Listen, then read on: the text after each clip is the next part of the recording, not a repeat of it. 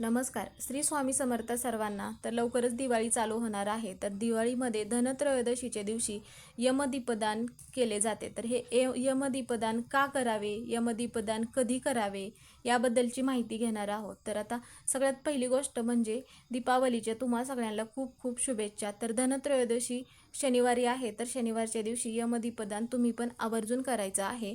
यमदेवता, ज्याला आपण मृत्यूची देवता म्हणतो, यांना आपण ठरलेल्या वेळी प्राण घेण्याचे काम देण्यात आले आहे.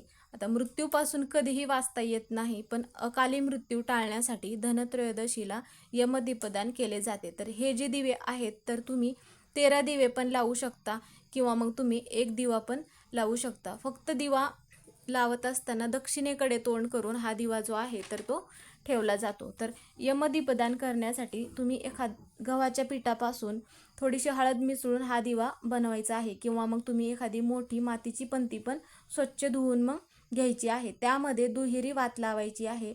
त्याची ती वात जी आहे तर आडवी ठेवायची आहे, म्हणजेच की चारही टोक दिव्यांच्या बाहेर दिसतील.